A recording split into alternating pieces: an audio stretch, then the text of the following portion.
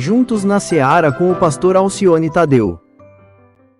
Convido você para abrir o texto bíblico de 1 de Pedro 3,18.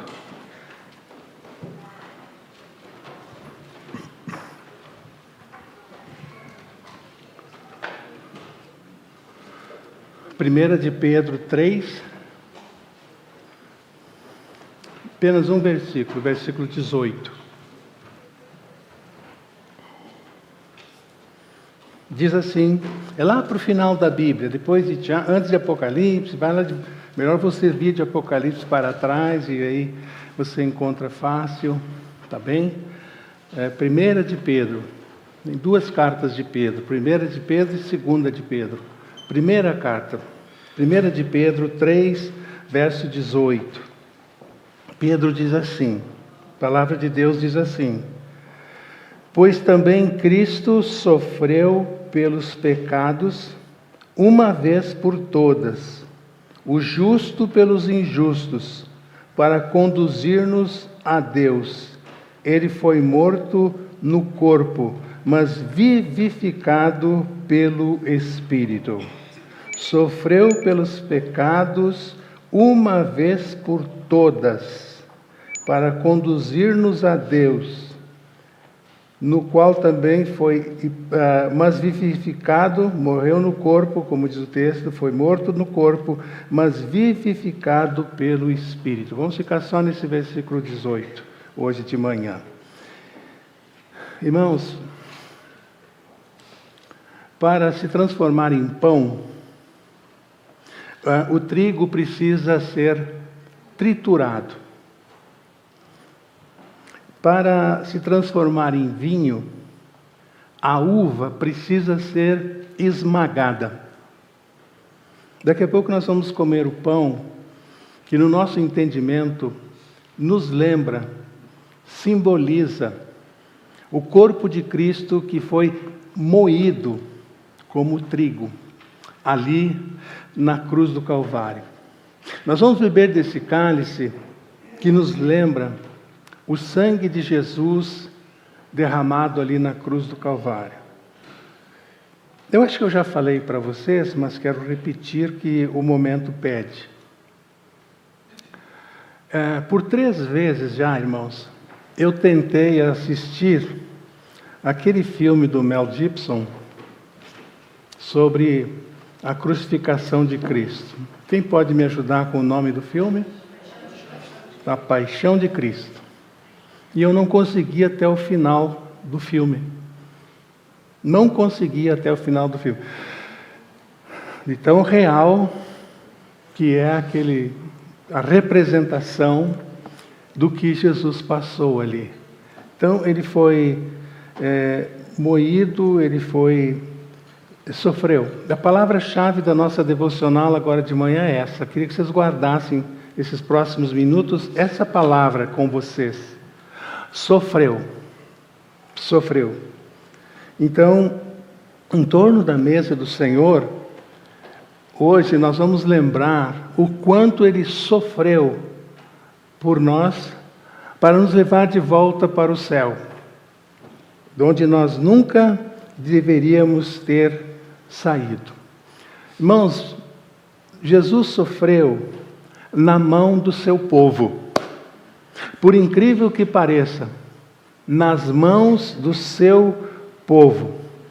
João 1,11 diz que ele veio para os seus e os seus não o receberam. Em Marcos 8,31 tem um texto chocante, uma passagem que marca o ministério de Jesus. Diz o texto de Marcos 8,31. Então ele começou a ensinar-lhes que era necessário que o Filho do Homem sofresse muitas coisas, fosse rejeitado pelos líderes religiosos, pelos chefes dos sacerdotes e pelos mestres da lei, fosse morto e 3 dias ressuscitasse.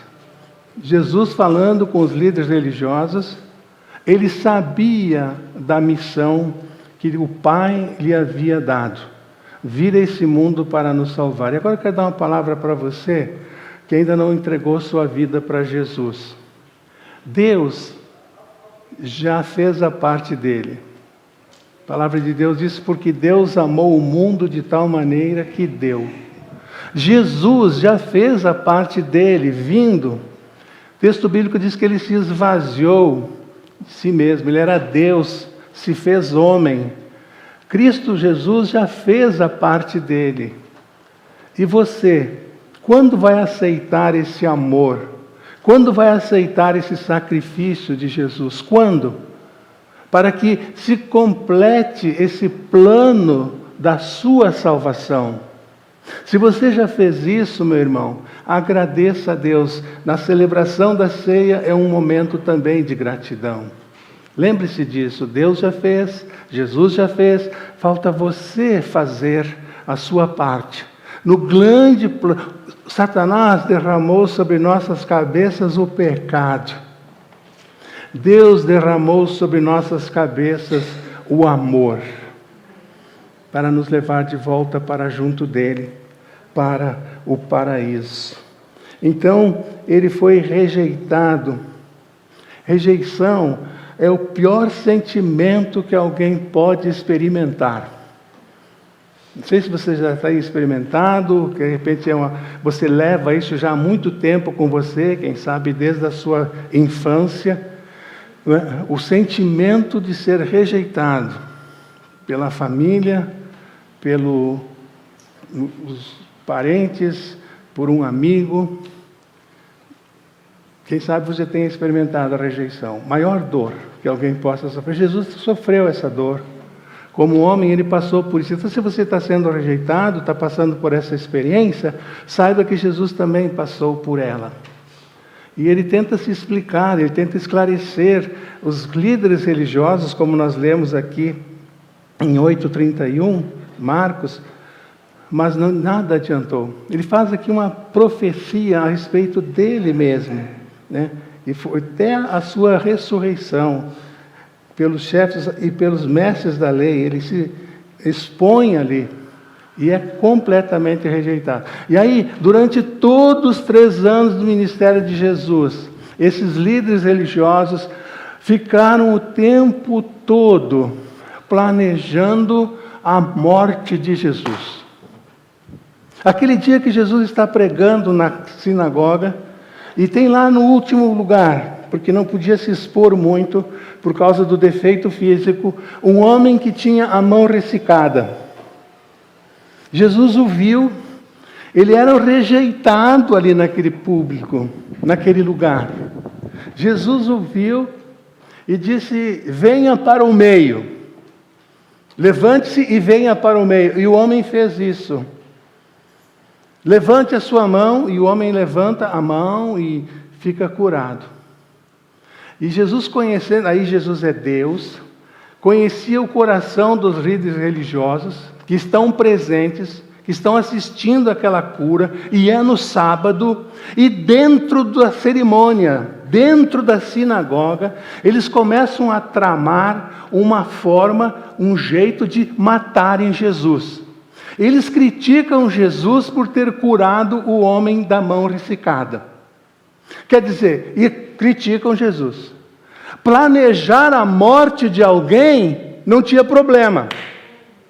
Planejar a morte de Jesus na hora da cerimônia não havia problema nenhum. É o que eles estão fazendo. Agora, curar alguém não podia. Olha o legalismo. Que religião é essa? Então, ele é rejeitado durante o seu ministério todo. Vocês estão lembrados quando Jesus começou o seu ministério? Qual é a primeira cidade que Jesus procurou para começar o seu ministério? Nazaré, sua cidade. E lá ele é rejeitado e ele diz, ele veio para o que era seu e os seus não o receberam. E aí ele sai de Nazaré, ele não concentra o seu ministério na sua cidade e ele vai para Cafarnaum. Em Cafarnaum é o lugar onde Jesus mais fez milagres, porque ali ele foi aceito. Sofreu nas mãos do povo, sofreu na mão dos religiosos. Um outro momento de sofrimento de Jesus, naqueles 3 anos que esteve aqui, irmãos, foi nas tentações de Satanás. Isso nós vemos em Mateus 4, 1 e 2. Antes de começar o seu ministério, vai para o deserto e se prepara para enfrentar aqueles 3 anos que Deus havia determinado para ele cumprir a sua missão aqui nesse mundo. Mateus 4, 1 e 2 diz: então que ele foi levado pelo Espírito ao deserto para ser tentado pelo diabo. Depois de jejuar 40 dias e 40 noites, teve fome. Aí Mateus 4 diz que Satanás, virando-se para Jesus, diz: transforme essas pedras em pão, se és o Filho de Deus. Jesus diz: não só de pão viverá o homem, mas também de toda a palavra. Jesus está falando do físico, pão, e está falando do espiritual, mas de toda a palavra da parte de Deus. E aí Satanás faz uma outra tentativa, pondo Jesus à prova. Versículo 7 de Mateus 4.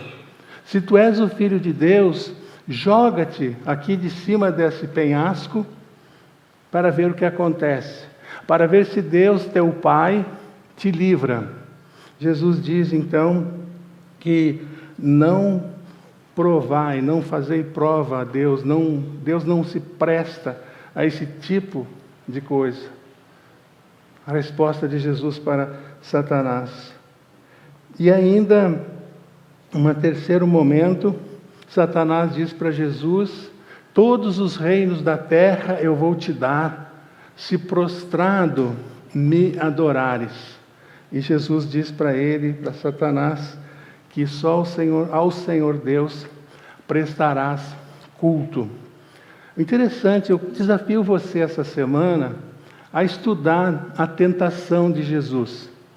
As 3 respostas que Jesus dá está na palavra. Jesus menciona nas suas 3 respostas a Satanás Deuteronômio, o livro de Deuteronômio. Ele cita Deuteronômio 6:16, Deuteronômio 8:3 e Deuteronômio 6:13.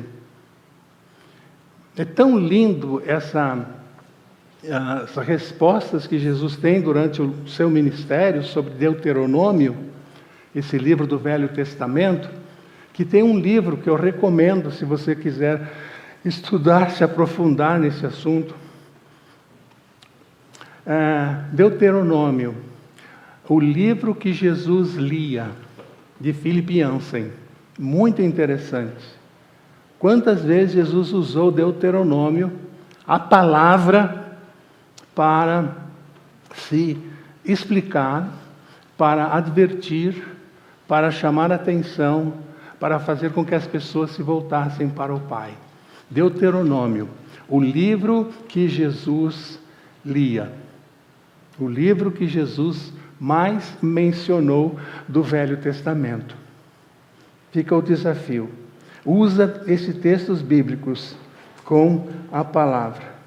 Então, meus irmãos, onde Adão fracassou na tentação, Jesus triunfou, conhecendo a palavra. Que modelo para nós, já falamos, Jesus é o nosso modelo em tudo. Irmãos, palavra pastoral para a igreja agora. Tenho procurado fazer isso na minha vida. Nós temos que ler a palavra, irmãos, com os olhos úmidos. Sabe o que isso significa? A palavra de Deus precisa penetrar em nós, precisa nos falar. Quem sabe estejamos lendo a palavra friamente, por um compromisso. E aí é que vem a questão, né? Nós recebemos no final do ano, aí existem muitas publicações 365 devocionais para você fazer. Está cheio desse tipo de literatura entre nós. Eu não vejo problema nenhum. Se você gosta, se isso faz bem, se isso ajuda você a estudar a Bíblia, a ter o seu momento devocional, amém por isso, graças a Deus por isso. O problema, irmãos, é quando nós lemos ali friamente, apenas para cumprir um compromisso. Eu li um texto bíblico hoje, li um devocional hoje, e depois nós apagamos isso e colocamos num arquivo lá na nossa mente, que eu não sei bem aonde é, e vamos viver o nosso dia. Vou repetir. Nós precisamos ler a palavra com os olhos úmidos. A palavra nos tocando, a palavra nos falando, a palavra nos levando a um quebrantamento. A palavra, irmãos. Não fique correndo atrás de profecias, atrás de profetisa que está em Boston, que está na Flórida, e profetiza, ele já vai profetizar sobre a minha cabeça, eu estou desesperado, eu preciso de uma palavra profética. Hoje a moda é essa. Recebi uma palavra profética. Irmão, eu tenho uma palavra profética para você. Meu irmão, você não precisa nada disso, está tudo na palavra, irmão. Que você precisa. Vá para a palavra. E a palavra vai tocar profundamente em seu coração. Jesus aqui é um modelo. Se defende, fala, explica com a palavra. Ele rebate Satanás com a palavra. Jesus sofreu também, abandonado pelos apóstolos. Meus irmãos, se tinha um grupo que não podia ter abandonado Jesus, depois daqueles 3 anos, eram aqueles 12 ou 11 homens. Conheciam Jesus, a missão de Jesus, tudo que Jesus tinha passado, abandonaram Jesus. João 16, 32 diz: aproxima-se e já chegou a hora, quando vocês serão espalhados, cada um para a sua casa, vocês me deixarão sozinhos. João 16, 32. Sofreu com esse abandono. E a coisa, irmãos, é quando Jesus morre e Pedro não sabe ainda que Jesus ressuscitou, fica aí como dever de casa para você pesquisar isso. Pedro, irmãos, as mulheres é que foram ao sepulcro e voltam anunciando, o anjo avisa elas que não está mais aqui, mas ressuscitou. Pedro vira-se para os demais apóstolos, olha a palavra de Pedro, irmãos. Vou pescar. Vocês lembram quando Jesus chamou Pedro? Ele estava fazendo o quê? Pescando. Agora, acabou. Vou pescar. Vou voltar a pescar. Pedro não entendeu nada. 3 anos andando com Jesus, falando pra caramba, dando cada fora nas falas que tinha. Conhece gente assim que fala e só dá fora?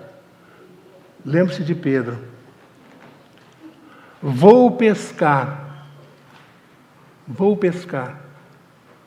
E aí ele tem aquele encontro com Jesus, depois lá na praia, quando Jesus pergunta 3 vezes para ele. Havia negado Jesus 3 vezes. Pedro, amas-me? E sim, Senhor, sim, tu sabes que eu te amo. 3 vezes. Ali naquele momento, é que o relacionamento de Pedro com Jesus foi consertado. Certo? Foi consertado ali, naquele encontro. Por quê? Irmãos, não dá para trabalhar para Jesus, não dá para dizer que você é um crente, se você está de mal com Jesus. O que Ele mais quer é a intimidade com Ele. Intimidade com Ele. O que Ele mais quer. É intimidade com Ele. Deixa eu me dar uma explicação, é uma palavra bem simples aqui sobre intimidade. Toda vez que tem programação aqui na igreja, pode ser sábado, pode ser sexta-feira, o programa das crianças. Vem muitas crianças no culto de manhã. Os meus 2 netos, eles sabem o código da porta ali, para casa pastoral. Os 2. Eles entram. Meus irmãos, se a gente não agarrar eles e dar um beijo e abraçar, aí eles vêm, pulam no pescoço da gente, brincam e pedem, se jogam no sofá, desarrumam todo aquele negócio de almofadas, né? O cobertor que tem ali na sala, fazem uma bagunça, ligam a televisão no canal que eles querem. Nenhuma criança da igreja faz isso. O que é isso, irmãos? Intimidade. Intimidade com os pais, intimidade com os avós. Irmãos, é esse tipo de intimidade que Deus quer ter conosco, quando diz que é Pai. Esse acesso livre a Deus. Essa busca de Deus. E diz o texto bíblico que quando Jesus escolheu os 12, depois ele escolheu os 70, e diz o texto que Jesus os chamou para estarem com Ele, e depois os enviou para anunciar a palavra, para fazerem a obra. Meus irmãos, não dá para fazer a obra, no caso de Pedro, no caso dos 12, não dá para fazer a obra sem ter estado com Jesus. Intimidade. Intimidade com Jesus. Ele é abandonado pelos apóstolos. Aqueles que deveriam... E Pedro tinha dito o que lá no jardim do Getsemane? Um pouco antes de orarem lá. O que Pedro tinha dito? Quem lembra o que Pedro falou lá? Senhor, mesmo que todos te abandonarem, eu não jamais te deixarei. Lembram dessa palavra de Pedro? Sofreu por causa disso. Meus irmãos, ainda, Jesus sofreu no Getsemane. Lucas 22, 44 nos mostra isso. Lucas 22, 44. Estando angustiado, ele orou ainda mais intensamente, e o seu suor eram como gotas de sangue que caíam no chão. Irmãos, esse fenômeno se chama hematidrose, quando o suor se transforma em sangue. Já está provado na ciência que isso é possível acontecer numa pessoa submetida a uma terrível angústia, a uma terrível dor, diante de uma grande tragédia. Jesus sabia o que ia acontecer com ele em breve. Suou sangue. Os seus poros, em vez de sair suor como nós, fruto do líquido, uma água do nosso corpo, ele sua sangue. Não se tem notícia de alguém que tenha sofrido tanto como Jesus. No Getsemane, Jesus passou por isso, por nossa causa. Eu já disse aqui no domingo passado, se eu não lembro, né? Se eu não esqueço. O Calvário começou no Getsemane. Aqui. Depois Jesus ia dar mais ainda do seu sangue na cruz. No Getsemane, Jesus sofreu por mim e por você. Cristo sofreu uma única vez. E ainda, por último, Jesus sofreu muito ali na cruz, como eu falei agora há pouco. Nós lemos em Lucas 23, 33, Lucas 23, 33, quando chegaram ao lugar chamado Caveira, ali o crucificaram com os criminosos, um à sua direita e outro à sua esquerda.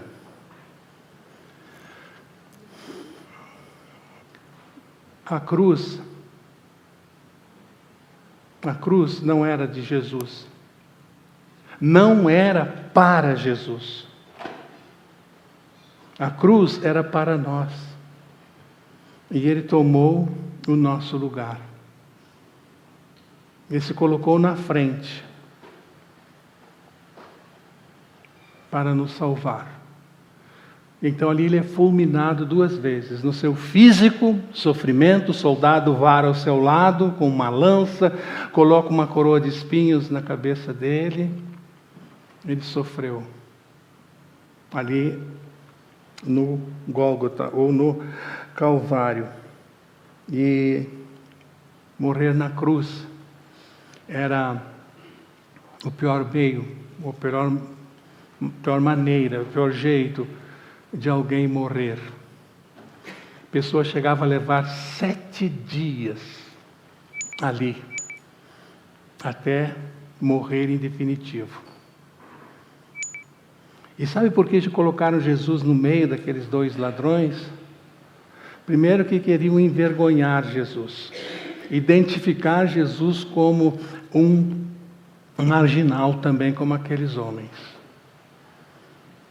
Segundo, aí botaram aquela placa lá, aqui está o rei dos judeus, para zombarem de Jesus.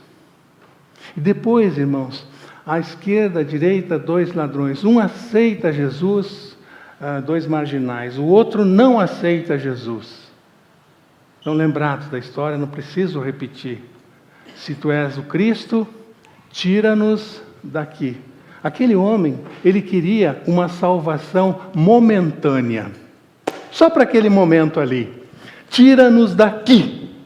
Quanta gente anda procurando uma salvação, uma solução momentânea para o seu problema. Cura agora, Senhor. Me ajuda nisso, Senhor. Depois não quer mais saber de Deus. O outro quis uma salvação eterna. Para sempre. Lembra-te de mim quando entrares no paraíso. Irmãos, esse é o quadro da humanidade. Multidões rejeitando, zombando de Jesus. Do outro, milhares aceitando Jesus como Salvador. Um grupo de jovens saiu de um baile lá no Rio Grande do Sul. 4 horas da manhã. Estavam bem bêbados. Passaram em frente à igreja, o templo, e o templo tinha uma cruz lá em cima, no seu teto. E um dos jovens parou, olhou para a cruz e disse para os outros: pessoal, olha lá, colocaram um grande sinal de mais em cima da igreja. Em cima do templo. Um grande sinal de mais em cima do templo. Ele não sabia que estava falando uma grande verdade. Porque Jesus é mais vida, Jesus é mais alegria, Jesus é mais realização, Jesus é mais milagres, Jesus é mais eternidade, mais. Tudo que nós precisamos, Ele é mais. Ele é mais. Aquele jovem não sabia o que estava falando. Mas no fundo, estava falando uma grande verdade. Jesus é mais.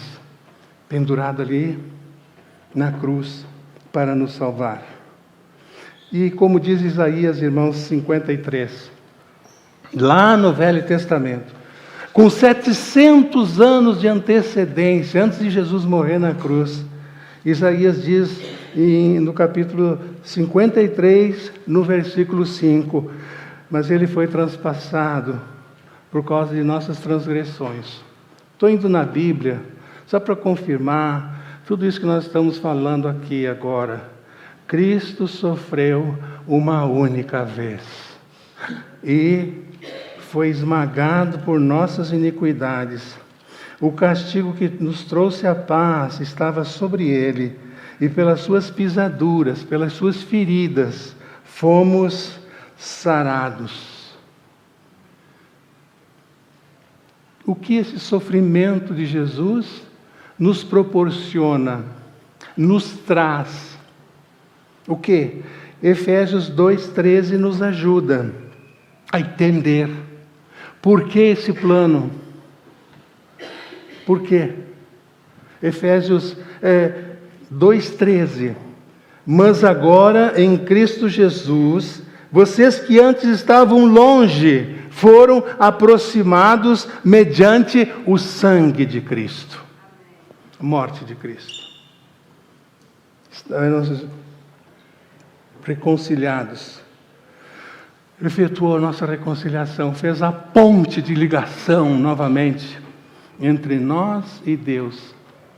Aquela ponte que um dia foi destruída lá no paraíso. Então, irmãos, amigo, não é preciso mais nenhum tipo de sofrimento físico. Você fazer algum sacrifício. Subir uma escada de joelhos, carregar uma cruz nas costas até a sua cidade. Não é preciso mais nenhum tipo de sacrifício, sofrimento da sua parte.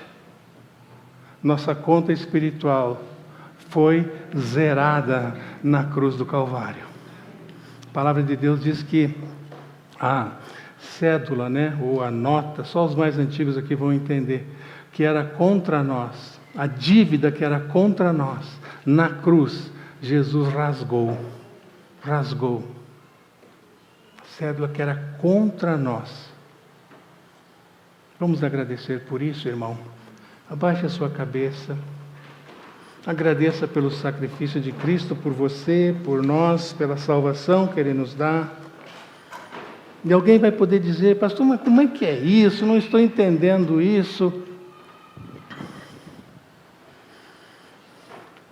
O Espírito Santo é que nos convence. O Espírito Santo é que nos esclarece sobre esse amor maravilhoso, sobre esse plano maravilhoso de Deus, enviando Jesus para nos salvar. O Espírito Santo é Deus. Ele agora está esclarecendo você. Ele pode esclarecer você. Ele pode suprir a sua necessidade espiritual. Só Ele que pode. Só Ele é o nosso Salvador. Porque Deus amou o mundo de tal maneira que deu o seu Filho unigênito, para que todos aqueles que nele creem não pereçam, mas tenham a vida eterna. Prepare o seu coração agora, meu irmão, para comer desse pão, para beber do cálice.